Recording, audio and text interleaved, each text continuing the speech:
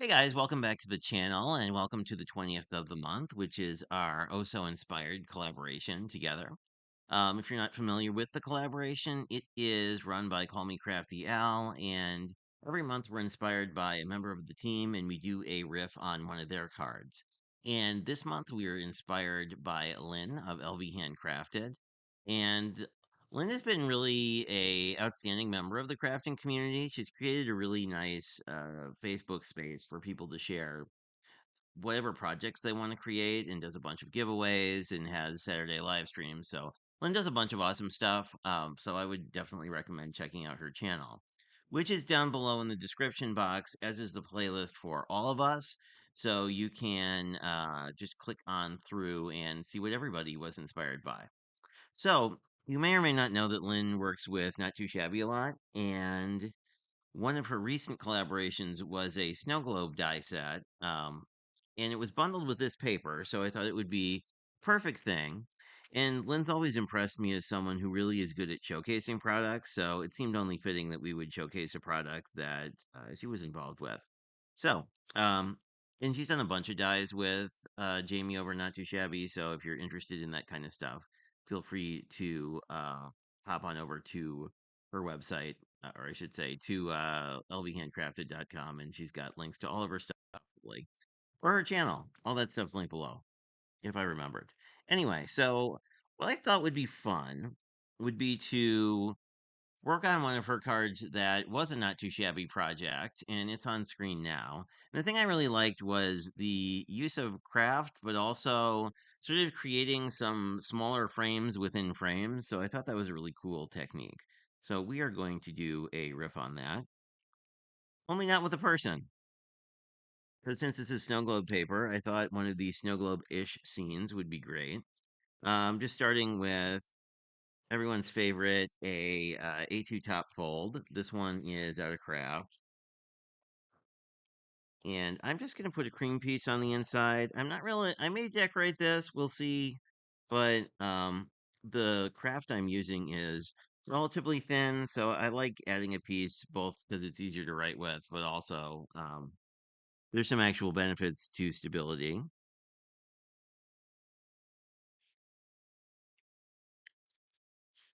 There we go.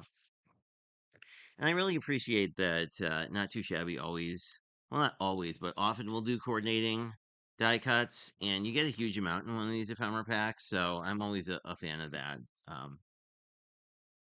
Because for a while I was more engaged with vendors that did smaller die cut packs, and it's really um, nice to have more.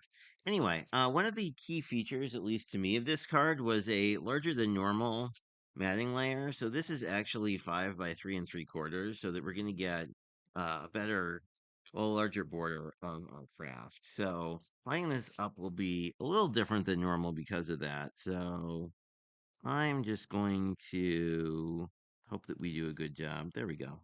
Yeah, pretty good. See, my base is a little not quite straight. So if you have that happen, see here where these aren't quite lined up, you can just rescore it essentially. And there we go. Other thing you could do is flip it over and whatever the long side is the long side. So I think we have a pretty good start here. What I wanted to do, and one of my favorite parts of this card was really these the original card has three, and they're a little configured a little bit differently than this, but they had three little rectangles. So it's basically creating kind of like your card and then a small frame and then a frame inside of that, which I really liked. And the reason that these are 3 by 3/4, but I wanted them to be small enough so that we could mat our cool little circle here. And I'm sure this was designed to coordinate with the snow globe, but I also wanted to just mat my layering pieces, and I wanted to. This is actually the backside of this paper. Spoiler, but I really liked the dark green with the sort of the green and the red and the gold, which are all very Christmassy colors. So let's just get these pieces together.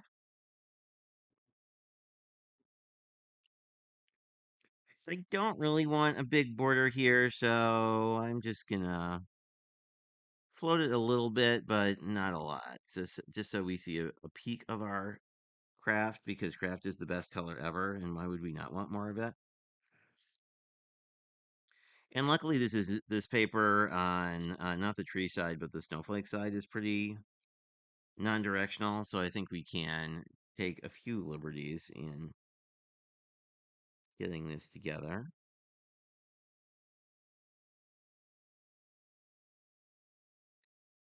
There we go.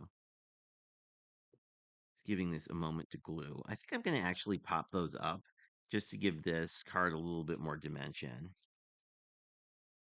Because I love all the layers on this particular design. There we go.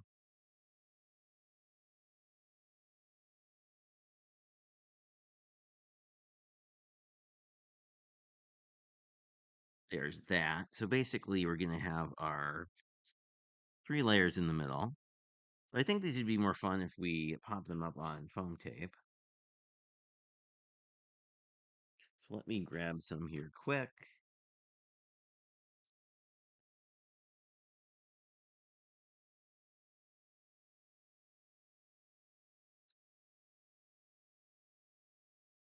And probably use the wrong scissors again. But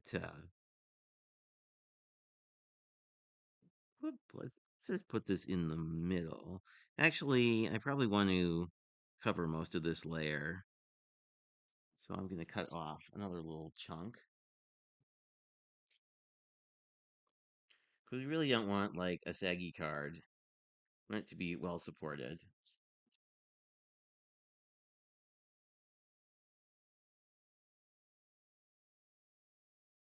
There we go. And we'll just do that on the other two.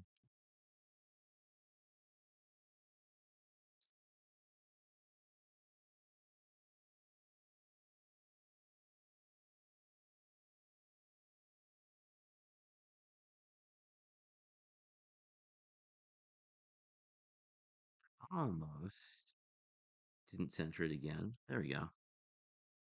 There is that. And then I think this will be fun just because the snow globe piece is really gonna float. And we could have also just done this on the snow globe piece. I mean, we could have just floated the snow globe piece, but I kind of like the idea of this sort of frame floating as well.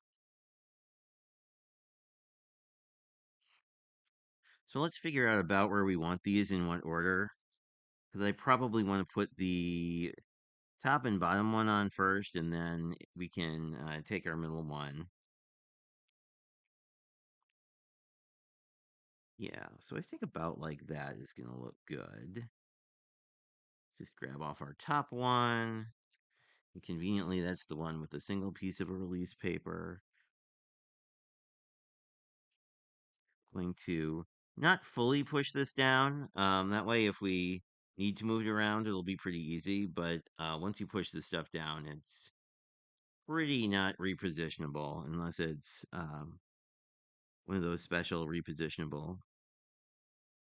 adhesives. And I think that looks pretty good. We'll just do that with the last piece. There we are.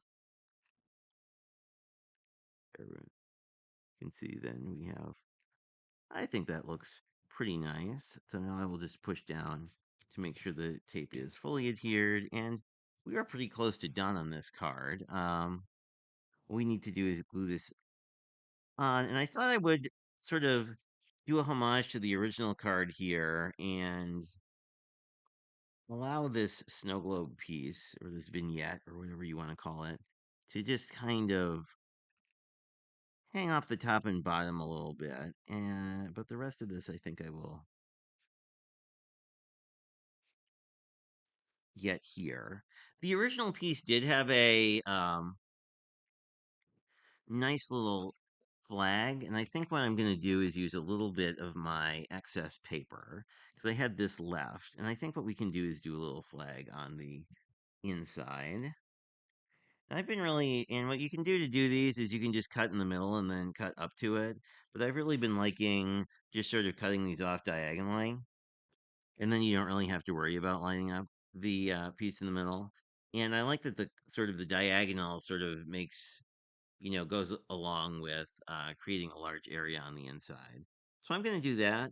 We can certainly put a sentiment on the front or the back of this, but I think I will leave it sort of unsentimented today because cards like this I always like for friends who are into winter but not really into Christmas, for whatever reason. And because a lot of my cards tend to be very Santa heavy. So that is our card for today. I'll let you just look at it close up. I really like how this came out because there's a lot of this main piece of pattern paper has a lot going on. So it's nice to just have this like mostly white circle for your eye to rest on. And I think it's just overall a fabulous design. So I will remind you again to look at all the things everybody else created down below in the description box and leave a comment or a like on the video as that shows people that you're interested in this content. Until I talk to you again, I hope you have a fantastic day.